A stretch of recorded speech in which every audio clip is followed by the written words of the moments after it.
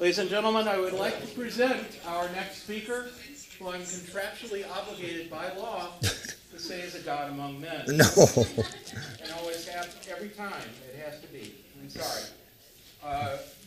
John Emerson, a good friend, is an activist, graphic designer, writer, programmer based in New York City, specifically the Brooklyn borough. He has designed websites, printed materials, and motion graphics for leading media companies, as well as local and international nonprofit organizations, including Amnesty International, Human Rights Watch, the Committee to Protect Journalists, and the UN. His writing about graphic design has been published in numerous things, and since 2002, this is how I know him as well, he has published Social Design Notes, a weblog of writings and clippings on design and activism. Not just design, not just activism, but design and activism. Ladies and gentlemen, my friend, our friend, a friend to us all, John Emerson. Thank you. Hello. So I'm a little bit hoarse today as another big I introvert. I'm not quite used to all this public laughing out loud business. But thank you, Andy, and thank you, everyone, for having me here. It's a little horse, you're a pony. You can use that. Thank you, sir. So what am I doing here? How did I get here? How does a graphic designer from Brooklyn end up talking to a group of librarians in Springfield? It started back in 2002 with a blog post. I had been collecting projects that were interesting, projects that were inspiring to me for quite a while, and I had my sort of growing text file, projects.txt, projects that were at the intersection of design and activism and design and social change. But I needed a better way to organize these, and also to try to come to a bit of a theory. I knew what I liked, but I didn't have an overall theory, so I added metadata. I started to categorize items in my blog, and over time this list grew and grew.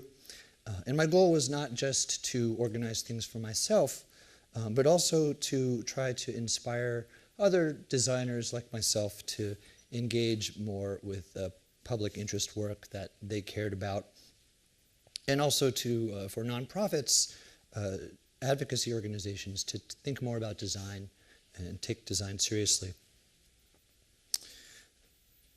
So many years later, the Tactical Tech Collective received a grant to write a booklet about information design specifically for advocacy. They found my blog and the body of content that I'd been accumulating over the years, and they asked if I wanted to do this. So I said yes. The book covers a wide spectrum of information design for advocacy and starts with some historical examples. The image on the right is the famous ghost map of 1859 when physician John Snow in London had this kind of crazy theory that cholera was actually spread through the water. It's true.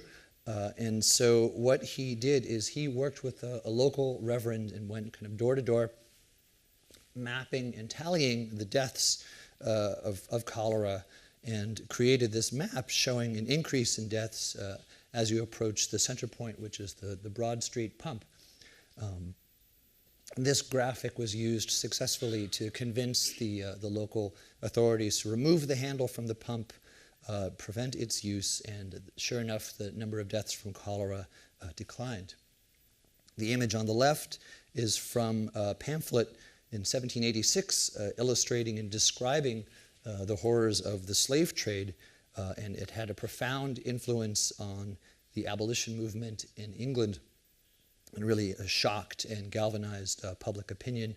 And after many years of campaigning, the slave trade was abolished within the British Empire in 1807.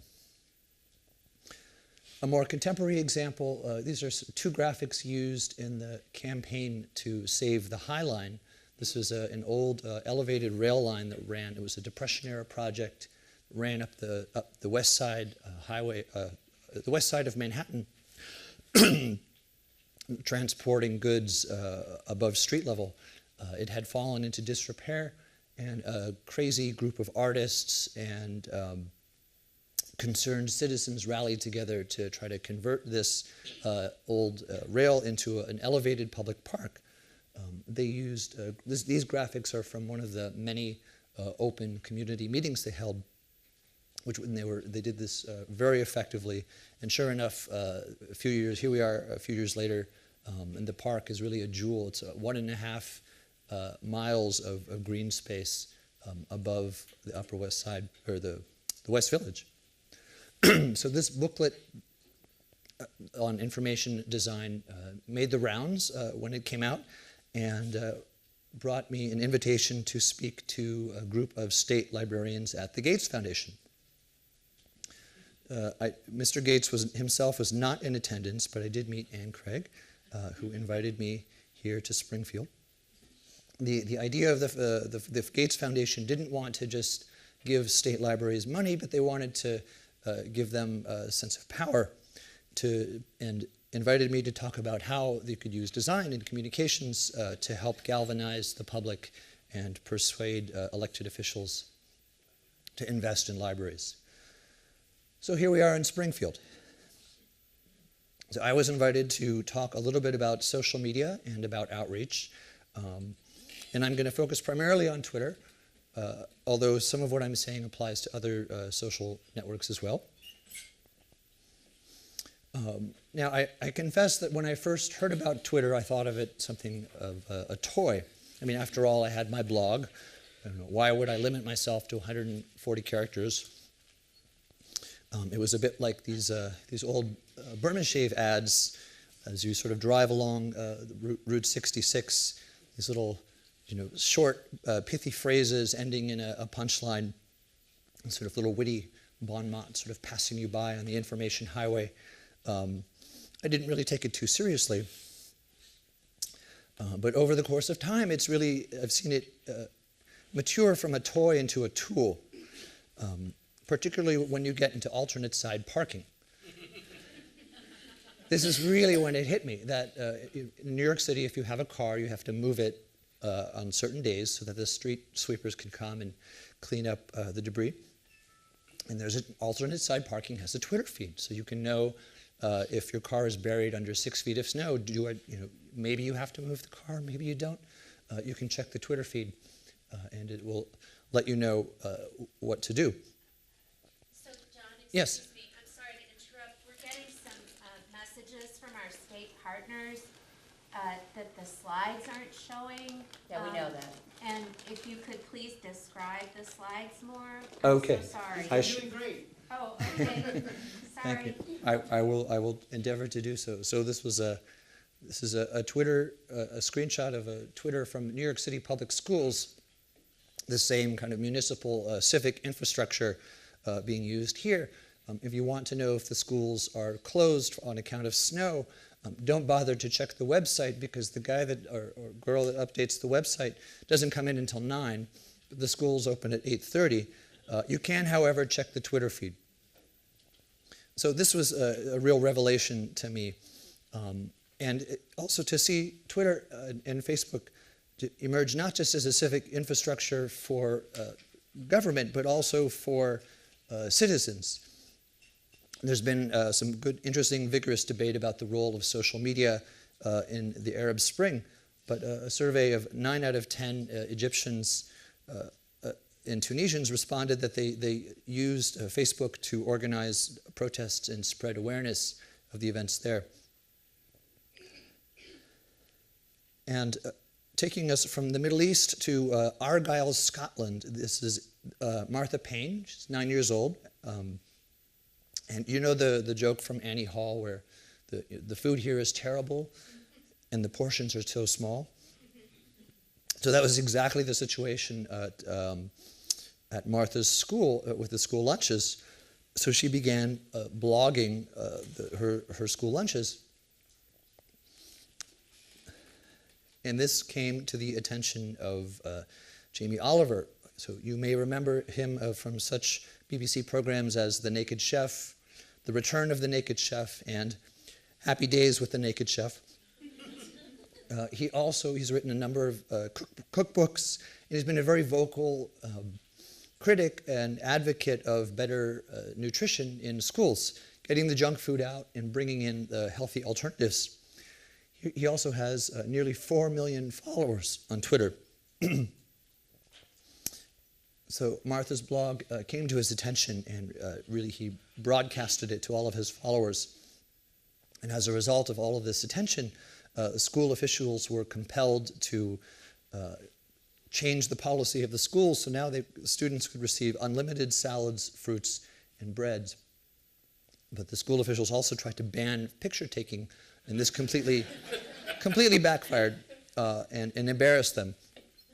So the naming and shaming tactic worked, and so young Martha received the Human Rights Young Person of the Year Award in 2012.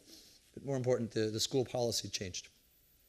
So we've seen social media and Twitter evolve from a toy into a tool, but it's actually more accurate to describe it as both a toy and a tool. I'm going to talk a little bit about Twitter bots. So one of the reasons why Twitter has been so successful is because they've opened up their system to other programmers to be able to let people create their own applications to post and respond to things in Twitter. The Twitter bots are small programs, pieces of codes that post things automatically. These are a few of my favorite Twitter bots. This one is Stealth Mountain. How many of you have a grammar or spelling pet peeve? So Stealth Mountain responds politely. Anytime someone misspells sneak peek, it corrects them publicly.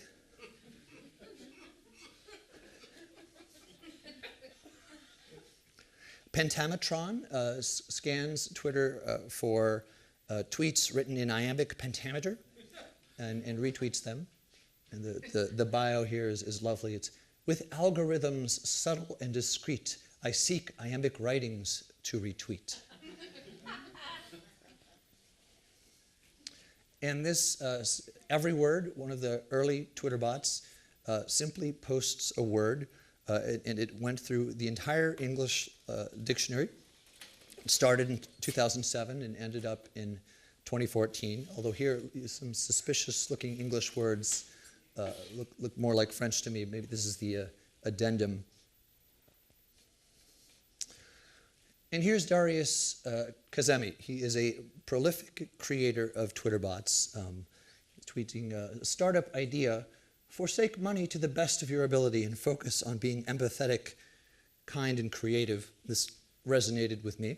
And it's a nice little tweak on the nose of Silicon Valley's startup rhetoric. So one of his Twitter bots is called Two Headlines. It basically takes a Google News headline at random and swaps out the proper noun from another Google News headline. So you wind up, it's sort of an automatic joke machine. So you wind up with things like this: Putin re-signs with the Jets. That's for you, Joe. Bruce Jenner widens the fight in striking Niger. And Apple grabs record 25% of penguins in China. Greedy bastards. Well, I think my favorite Twitter bot of his is the museum bot. And I am a former art student, so I love this bot. It basically tweets 4 times a day. You get a random object from the collection of the Metropolitan Museum of Art. And here's a fragment of a tile, a beautiful Chinese ink painting of a landscape, a mechanical gold repeater watch with a wonderfully detailed enamel painting on it. If you really want to be money, you roll up into the court with one of these. Badass Japanese samurai helmet, and a tassel. Now, if I was visiting the Met, and I have, I don't think I ever would have noticed this tassel. Many of these objects are not on display. They're in the crates or they're on loan. They're in the special tassel section, which I've never visited. But it's wonderful. These things kind of give you pause, and it's a nice moment of reflection. So, fast forward 6 months, And I read that I heard about it first on Twitter. The Cooper Hewitt National Museum of Design has relaunched their website. The first thing I noticed, of course, is that it's in all caps. This is a design museum with all caps. Okay, but the font is open source and it does contain lowercase, so I forgive them of that. If you thought their homepage was bold, you can check out their error page. I did not create this. But I noticed, stumbled into quite accidentally, that they have an API. Now, an API is a structured way for two computer systems to talk to each other. And so browsing through, this is interesting. Okay, what kind of API do they have? So one of the API methods they have is a way to get a random object from the Cooper Hewitt collection. Okay, how can I not make a Twitter bot from the Cooper Hewitt collection? This is exactly what I did. So I made the Cooper Hewitt bot, which tweets from the museum collection 4 times a day. In the process, I discovered they have an awful lot of fans and textiles. This received some nice feedback on Twitter. So, what else can I do? The Brooklyn Museum has an API. Let's do that. So I made the Brooklyn Museum bot. That also had some nice response, including this message.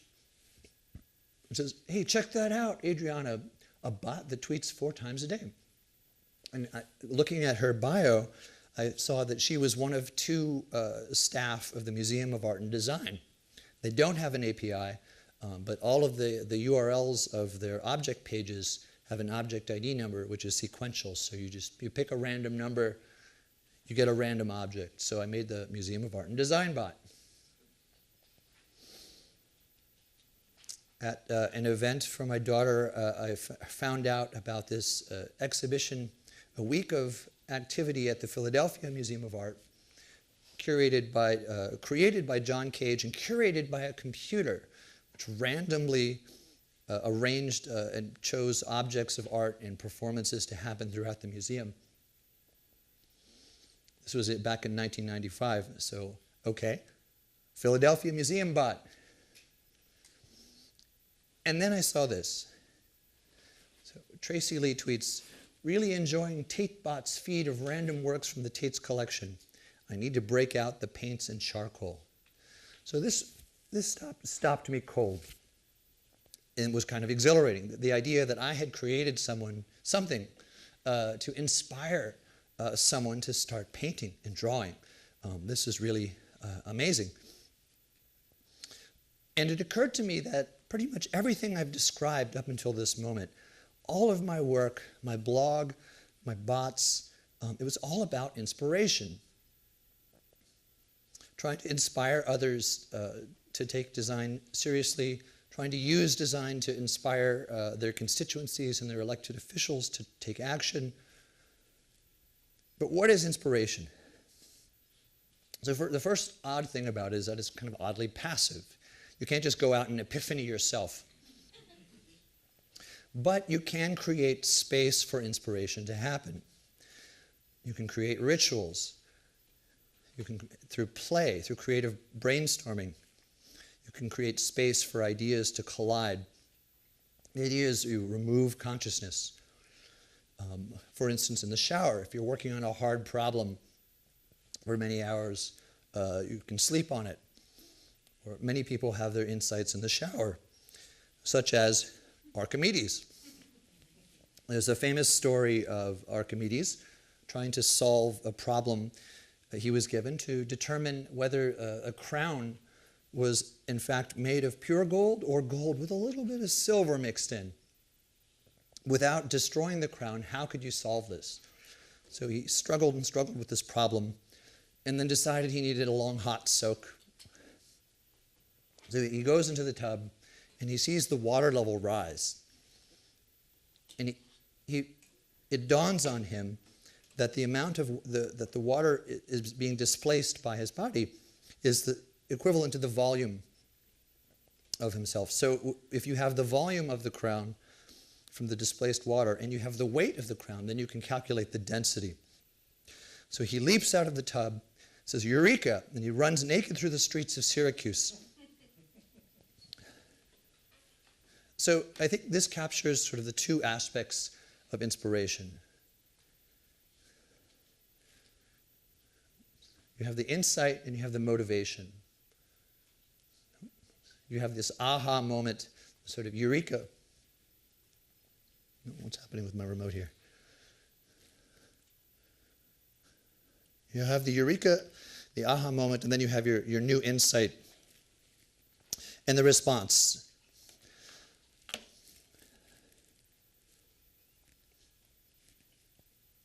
So the inspiration is very much it's an idea in itself, but it's also a response to ideas. It's a response to stories, and often it's a response to people. Once you have this idea, you're compelled to express it, to actualize it. There's this motivation component to express your ideas and to actualize your vision. So inspiration has these two parts. There's the aha and the let's do it. And it's contagious. Stories about courage, for instance, create more courage.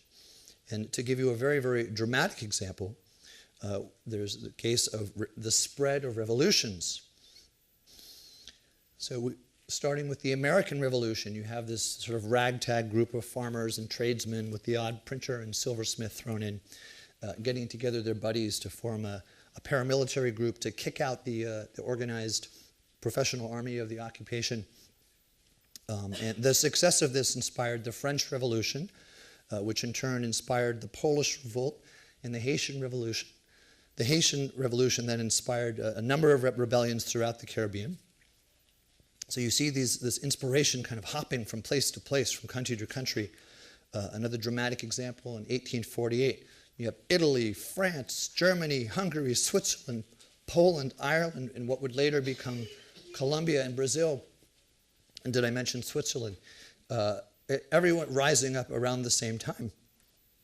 More recently, you have the color revolutions. You have in Yugoslavia and in Georgia, not to be outdone, Ukraine. And most recently, the Arab Spring. Starting in Tunisia, it spreads to Egypt, Libya, Yemen, Syria, and Bahrain.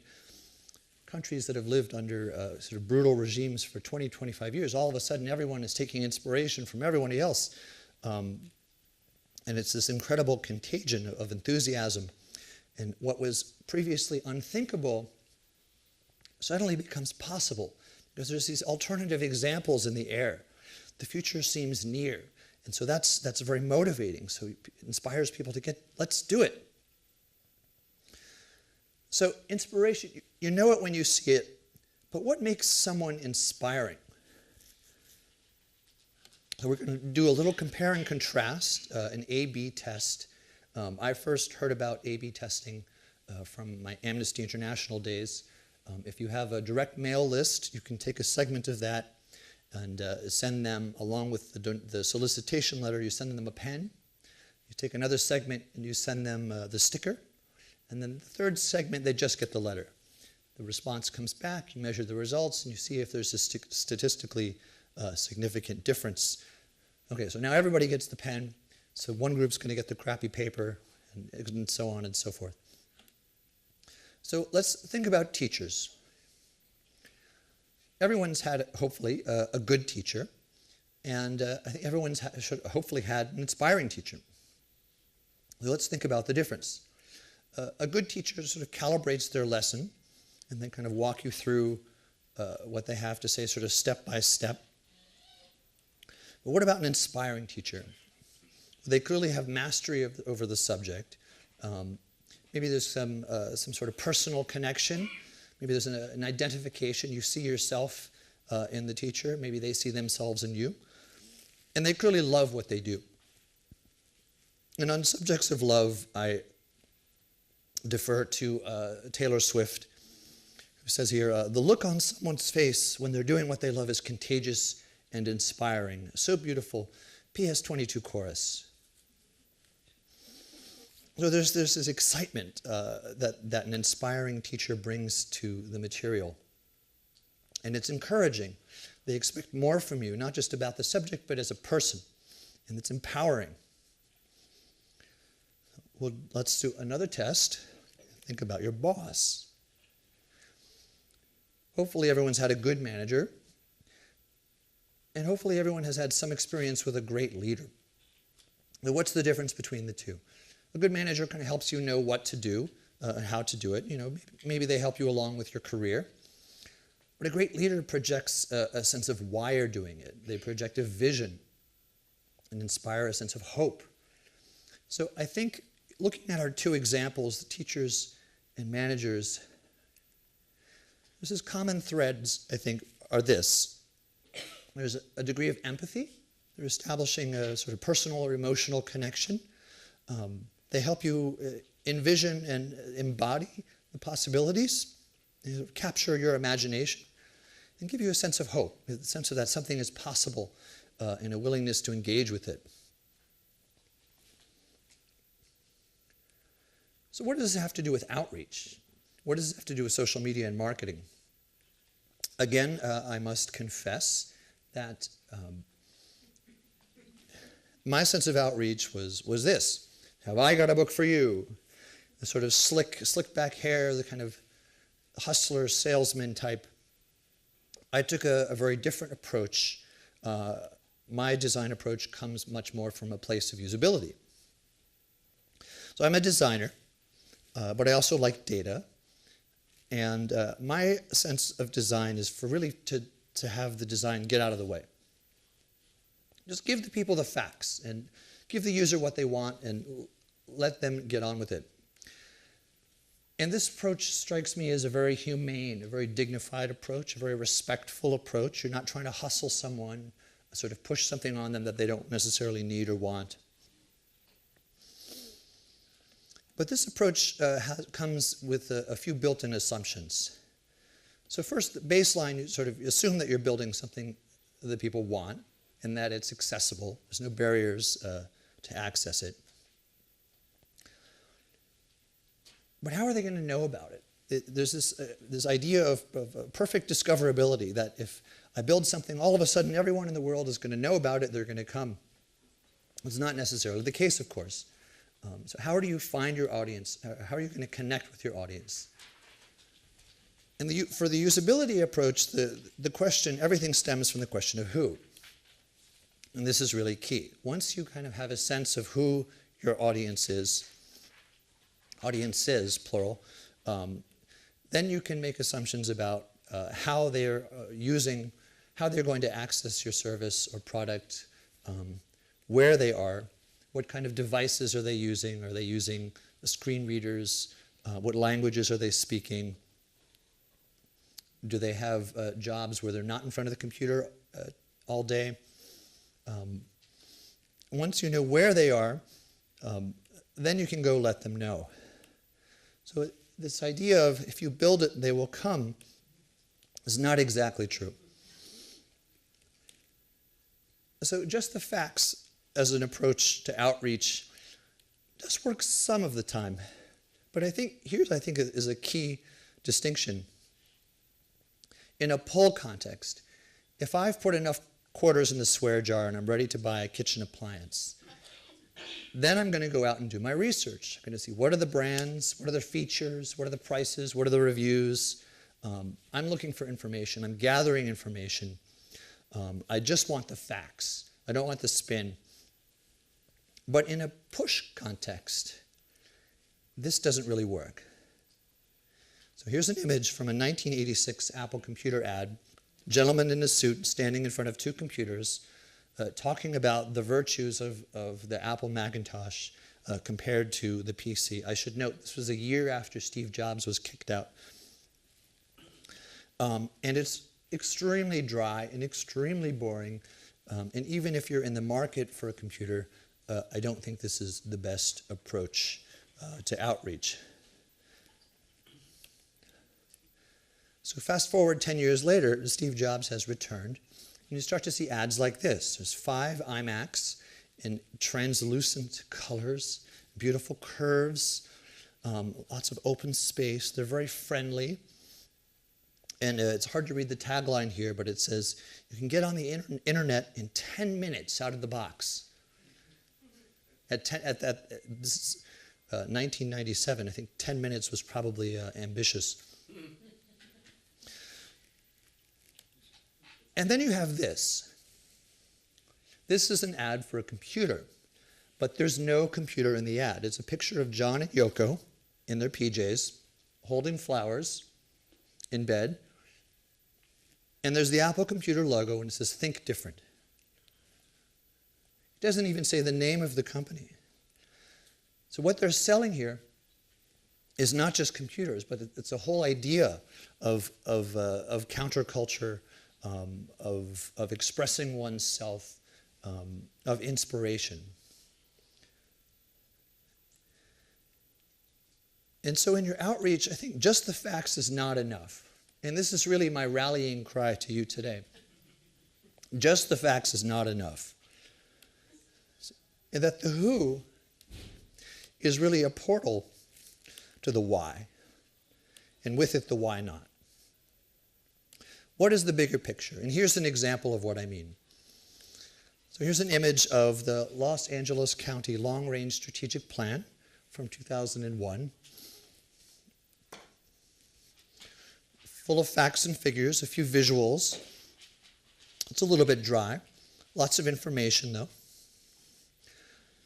But here's a redesign from years later. The emphasis is no longer on the data quite as much. It's no longer the city from a distance, but it's literally a close-up. Nice big photo, very little text, bold headlines that relate to the reader, and it speaks to the wants and needs of the writers. It's creating an emotional connection. It says, "I want a better commute." So here's someone relaxing, reading the Wall Street Journal, far above the chumps on the 405. And this spread, this is what it's all about. The bus is literally out of focus in the distance. This is not just about transit, but it's about life itself. These big color photos, and you'll notice the hanging gardens. I'm sure that was not staged in LA. Better transit is about a better quality of life. And so for your outreach, my thesis is that outreach is an effort not just to spread the word, not just to share facts, but an effort to inspire. And by inspiration, I mean there's this aha moment and the let's do it. So not just awareness, you want to establish a personal, emotional connection with your audience, sort of spark this insight, and then motivate them to take action. Now, on social media, the internet is full of inspiration.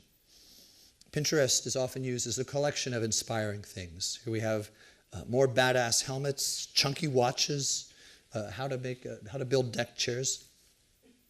I think I may have ticked a gender box when I signed up. Here was a collection of shelfies, staff from the Seattle Public Library sharing books that inspire them. Sandwiches, pictures. This is a father, David LaFerrere, who drew pictures on his kids' lunch every day. They don't all have Santa hats, but in this particular time of year they did. A graffiti artist who goes by the name of Faust, drawing beautiful calligraphy in the snow. These are things that caught my attention and inspired me just in the process of putting this together. Lorraine Lutz, who for every day for 1 year drew a tiny painting. This is her pizza, pepperoni pizza, looking quite delicious. And there's the time Sina jumped out of an airplane. It was literally off the chain.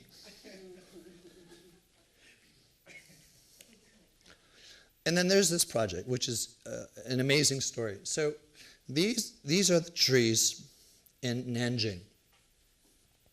On March 7th, 2011, Fan Xia, who's a UK-based designer, was reading her hometown newspaper and read about how the local government was removing 40 of these trees to make way for the number 3 subway construction.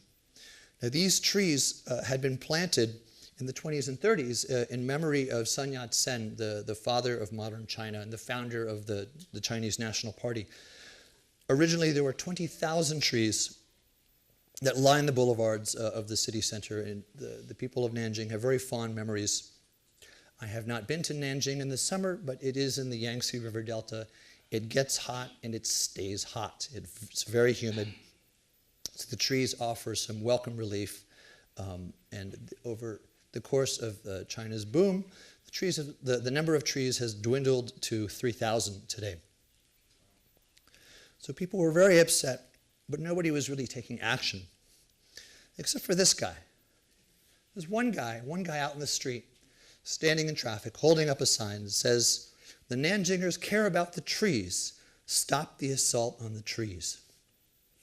Just standing there. He probably wasn't standing there very long, but it was captured and reprinted and spread very widely on social media. So Fan Xiao saw this and was inspired by this guy.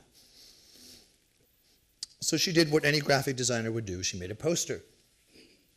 2 posters, in fact. And the posters, she posted them on her blog, and within 2 days they had 20,000 hits and more than 5,000 forwards.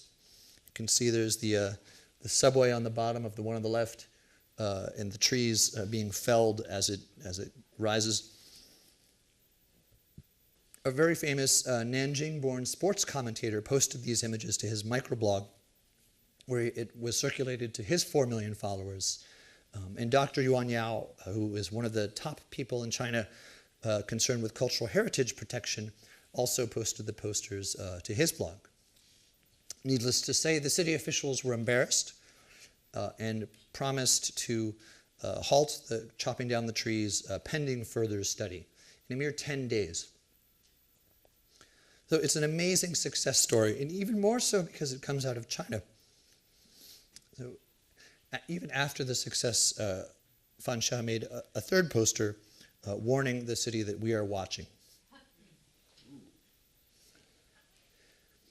So it's an amazing story, not just about the power of design, but of the power of one person standing up for what they believe, and also the power of networks. This is an app that this came out a little over a month ago. One of the most exciting apps I've seen in quite a while. This project really blew me away. It's called Be My Eyes, and it connects blind or partially sighted people with a sighted volunteer through your smartphone. If you are a blind person and you're trying to remember which is the plaid sweater and which is the black sweater, or which is the can of pineapples and which is the can of olives, you can take out your smartphone, dial up the app, and it will connect you to a volunteer who can, with a live video feed, and the sighted volunteer can indicate which is which. Simple. It's such an elegant solution, but even more than that, almost 163,000 sighted volunteers have agreed to be on call, which is, I think, a hugely inspiring and a testament to humanity. It's not a huge burden. It's probably, this was a few weeks ago. I think it's above 170,000 by now. And the network just grows and grows. And the project is completely open source. So when you're trying to connect people who are not connected before, creating networks with your outreach, you can also find networks. And a big part of successful outreach is tapping into existing networks. So there's TV, there's radio, there's web, but there's also email and social media. These are all existing networks that you can tap into. And there's networks offline as well. Schools, clubs, associations, organizations. And there's even the physical environment, walls, streets, earth, and sky, and I'll show you what I mean. This is an image from an advocacy campaign in Indonesia. In May 2006, there was a volcanic mudslide in East Java that devastated the communities there. And 4 years later, many of these people were in limbo. So Greenpeace Indonesia set up this installation. So it's cut off roofs and signs and bicycle and a rickshaw made to look like they're sinking in the asphalt. And they set these up in front of the presidential palace.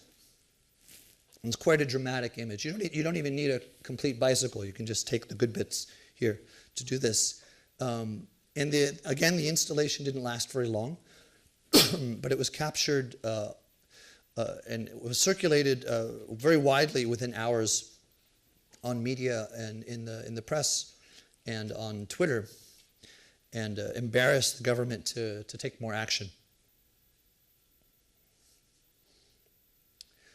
Another example from a campaign in London called Get London Reading from the spring of 2008, where little bits of text about neighborhoods in London were spray painted and distributed around those neighborhoods.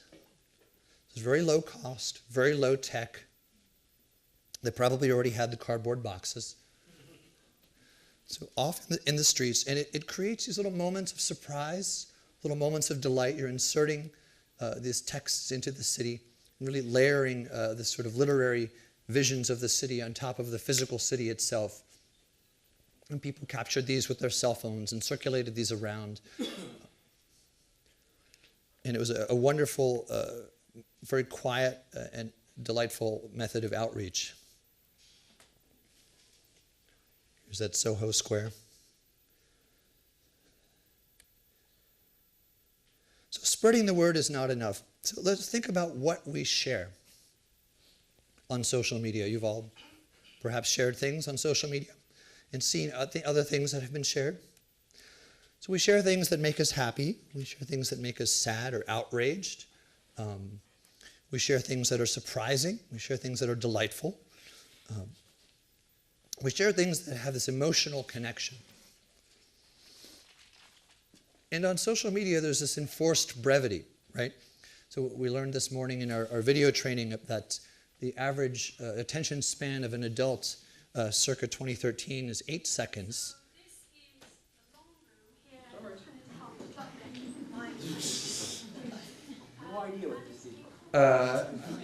Thank you.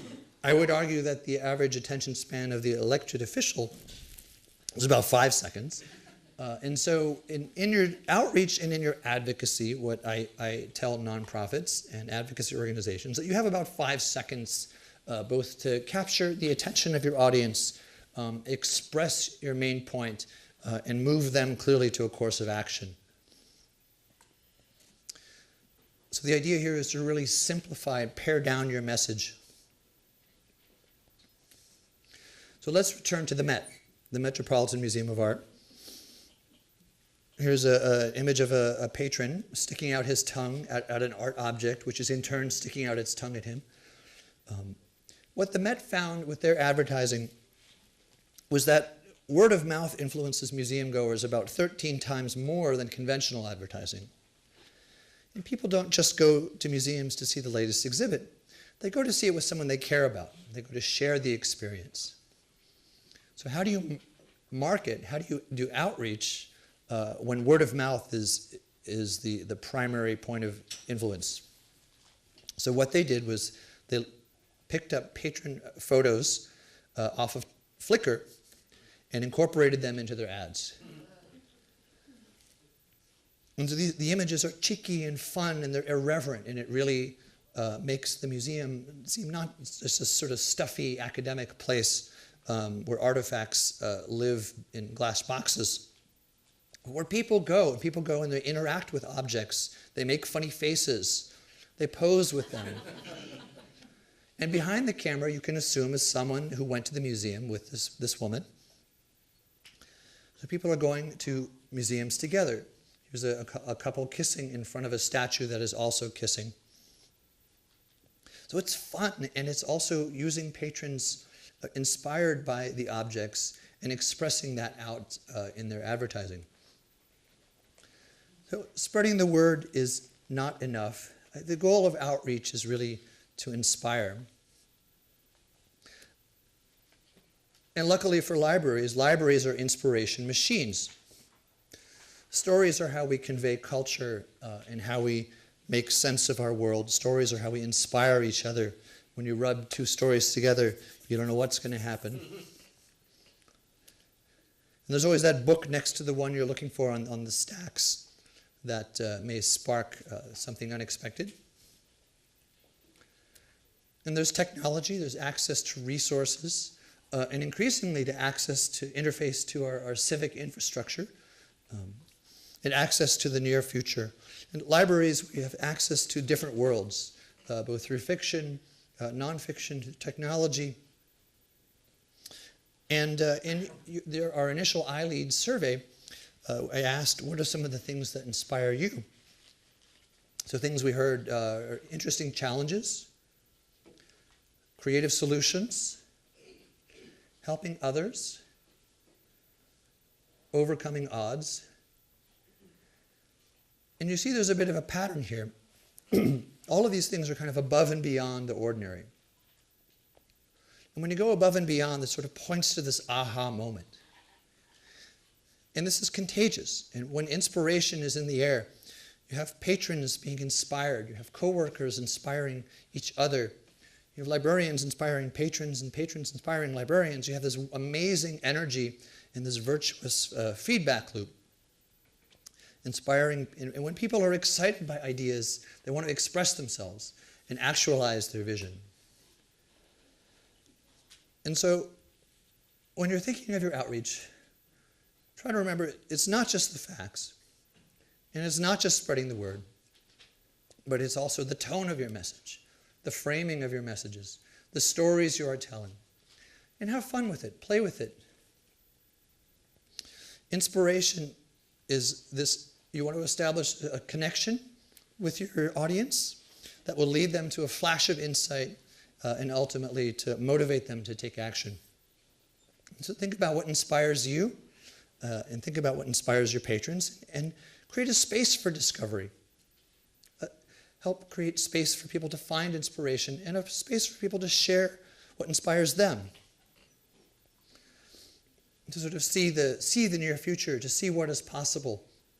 Because when you can envision the future, it's the first step towards making it so. And so people go to the libraries to level up, to indulge their curiosities and their passions, to seek knowledge, to learn skills, and to actualize a vision of their future self and of their communities, individuals helping each other. And so with these future individuals and future communities, libraries literally are the future. So thank you for listening, and thank you for doing what you do.